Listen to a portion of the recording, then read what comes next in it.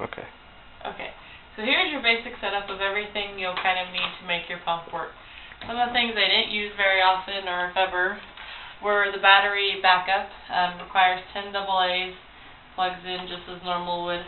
Doesn't quite have as much oomph for the time I tried it, but it does get the job done if you need it to. Or you could go the manual route, which I never use, but use the cylinder end, drop this end in first, creates a little sucking mechanism, take your shield part, attach on, and then the rest, well, if I do it the right way, sorry, and the rest will attach just like normal. Okay, as you can tell, never used this aspect myself. There it goes. And then we'll just attach a bottle like you'll have learned how to do, and then you can pump normally. I have heard that's effective. If you're having some trouble with the pump getting enough out, you can try manual expression, and I hear it works better. So now on to the basic part of pumping. The first part is just to make sure you plug it in, or make sure it stays plugged in. Nick would always unplug it on me, and I'd get all set up and realize it wasn't plugged in. It seriously sucks. So anyway, get it plugged in, and then here's like the main parts of your pump. What you'll do is you will insert the little white membrane. There's a little hole, it's pretty obvious where it fits. Just kind of snap it in there, you'll feel it depress in. Do that for both sides of your pump. And then you need to put on your shields. They just go into the opposite end. Just kind of secure right like that. I want to show them a little bit. Yeah. So it goes like this. Kind of fits just right in there, just gets nice and snug.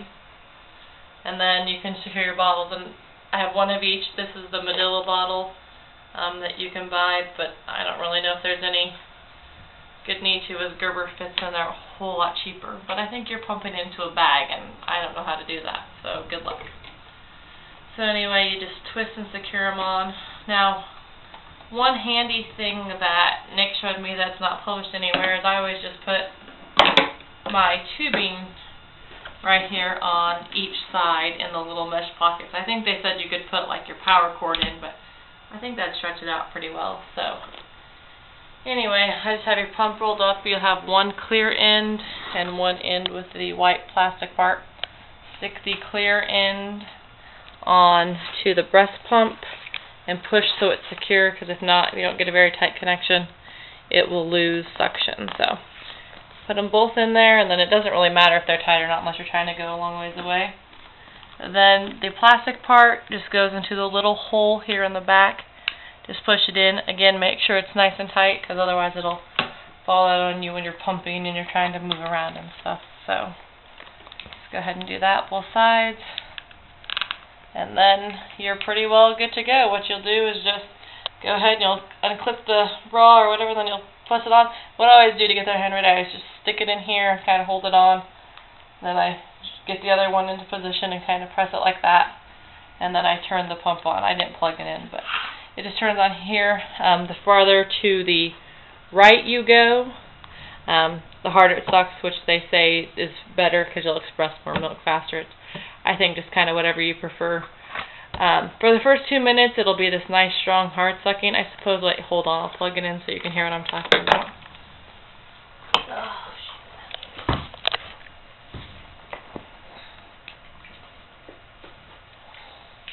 I think I have it on, so that's why I guess I'm making it. As you can hear, it's kind of a fast sucking. It's supposed to initiate a normal letdown sound. It's always when I got the best expression, so I always let it go the full 2 minutes. However, if you want to stop it and go into normal expression, you can press this little button right here, and it'll go into the slow, more steady, rhythmic suction. So they say to pump for about 10 minutes at most. That's about all your breast can handle. So when you're done, then you can just kind of power it down, and then I always just pull them out and set them here on the workstation. However, Medela does include these little handy dandy bases so that you can just disconnect, just pull on a thing, and you can set them in there so that, you know, they're not so easy to tip, which I have tipped it and it's a little sad sometimes. But and then they also include this workstation so you don't get breast milk anywhere. I do see that the Gerber bottle is a little more snug with the resting station. Again, I didn't really use it, but so that's when you're done. And then to clean it, you just kind of take apart every piece. What I always do is just clean it up, do that, and then I'll show you how I stored it away. After I disinfect it, I just all put it back in this bag here, just kind of stuck everything in, so it was nice and simple, and then when I was ready to pump, I could just pull whatever I needed out of my handy dandy bag, and I called it good. It's a pretty simple process. It kind of takes a while to get your hands all used to it, but then it goes up. And this is also just your ice pack, just freezes in your freezer. Stores 4 bottles pretty nicely. It can be kept up to 24 hours. I didn't include my handy dandy breastfeeding sheet that I got from the lactation consultant. It's got her website on it and her numbers if you want to call her anything. I'm also putting in your bag a lot of your there's actually, it looks like the pump and save like you want to do, so it's got instructions for use in there. I did find the booklet, so I put that in there. These are just a lot of the different breast storage bags. I've got some pads for you to use for the leakage, which is common, and there is an extra storage set. So just look through the bag and everything you need should be in there. And happy breastfeeding! Good luck!